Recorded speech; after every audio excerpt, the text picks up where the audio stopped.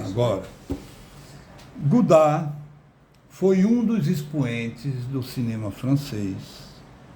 Ele, junto com jovens cineastas, formaram um grupo que deram origem a um movimento intitulado Nouvelle Vague.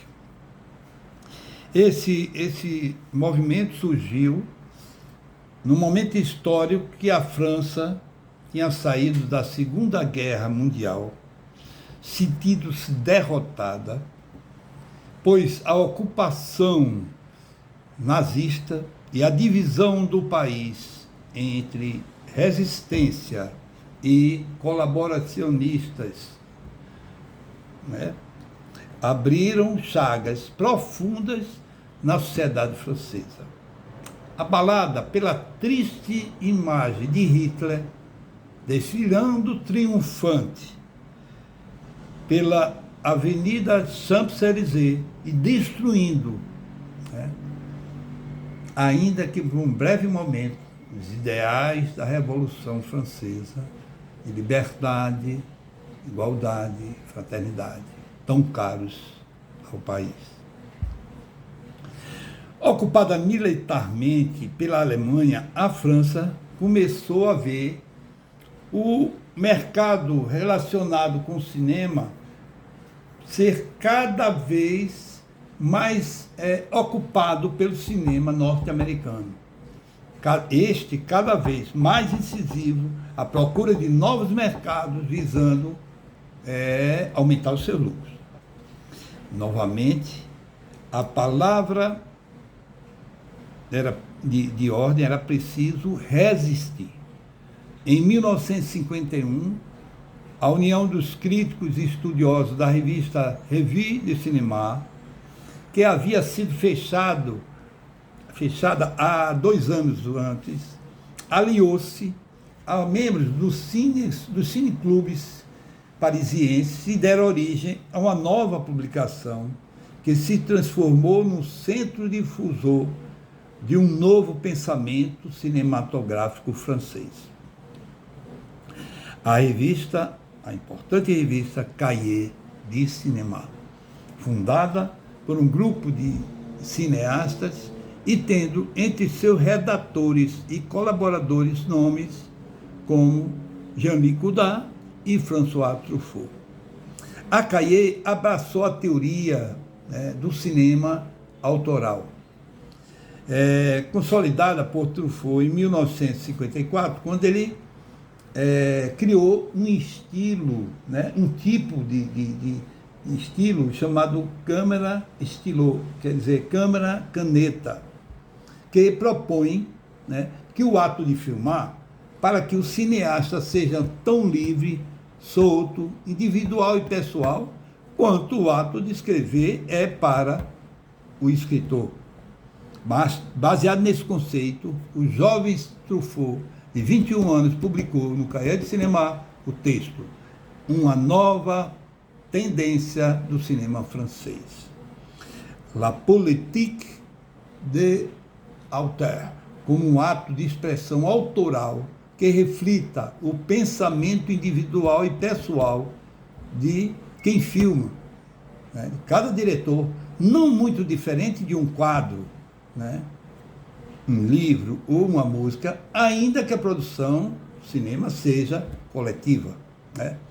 Nasceu na França essa nova forma de filmar, propondo um cinema mais intimista e menos comercial, em que a inovação e transgressão eram palavras de ordem.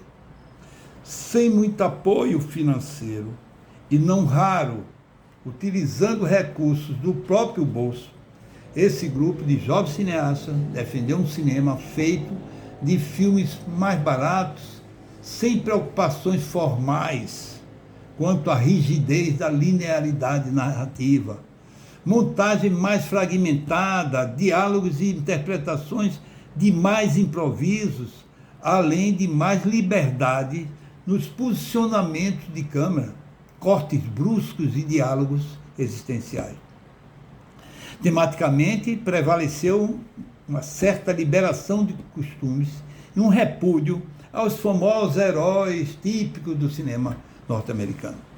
Após passar 10 anos, a novela vague em si também deu sinais de desgaste a partir dos anos 70, até porque nada pode ser novela novo por muito tempo.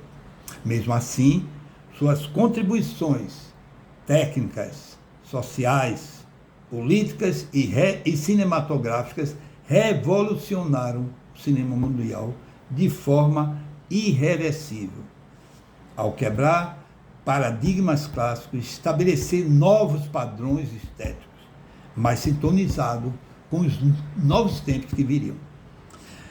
Jean Godard foi um dos fundadores desse movimento, junto a outros exemplos, como François Truffaut, Claude Chabrol e outros, que levaram novas formas de estéticas às produções cinematográficas do mundo inteiro, se contrapondo ao cinema hollywoodiano, tão em voga naquela época. A novela vague influenciou cineastas ao longo das décadas seguintes. Inclusive no Brasil, o cinema novo, em 1964, nas pessoas de Glauber Rocha, de Nelson Pereira dos Santos, etc. Godard, que sempre foi e continuaria sendo o mais politizado dos cineastas do novela vague, né? E também o mais original, audacioso e polêmico cineasta francês. Revolucionar a maneira de fazer filme e refletir sobre o mundo com uma câmera, e vivia o apogeu da sua petulância quando se tornou o mais extremado da novela vague. Godard dá nova vida ao cinema com Acossado, à bout de souffle, que na tradução ao pé da letra significa sem fôlego. Esse filme foi ponto de virada na história do cinema. Nem todos apreciaram os cortes de cena febris, o enredo solto e o desdém pelo moralismo vigente. Mas até os críticos de Godard reconheceram suas inovações. E diretores como Martin Scorsese e Quentin Tarantino afirmam ser seus seguidores para sempre, né? Para hoje, né? Para os adoradores brasileiros, a era Godard começou em 64, quando estreou aqui no Brasil Acossado, à bout de souffle. Em seguida, filmou O Desprezo, com Brigitte Bardot, O Demônio das 11 Horas, com Jean-Pierre Belmondo e Jean Seberg, e seguidamente Viver a Vida, com Anna Karenine, que foi a sua deusa e futuramente sua companheira, Masculino, Feminino, Alphaville, A Chinesa, Banda à Parte, Uma Mulher é uma Mulher. Ele aí então deu uma breve parada e voltou a filmar histórias do cinema. E aí fez Weekend à Francesa, Formidável, Os Incompreendidos, entre outros, mais de 40 filmes. Sendo que um dos últimos filmes, já em 2014, Adeus à Linguagem, uma produção franco-suíça, ele, vamos dizer, se despede, vamos dizer, negando o próprio cinema como órgão de expressão. Para refletir, colocamos aqui um ponto: por que os socialistas deveriam assistir aos filmes de Godard? Muitos dos seus filmes explorou as lutas do período pós-1968 na França, né? As lutas dos estudantes, no período, né, pós-68, mas mesmo seu trabalho menos explicitamente poético nos dá uma mensagem utópica de liberdade criativa, onde os espectadores são emancipados da rigidez estúpida do cinema capitalista.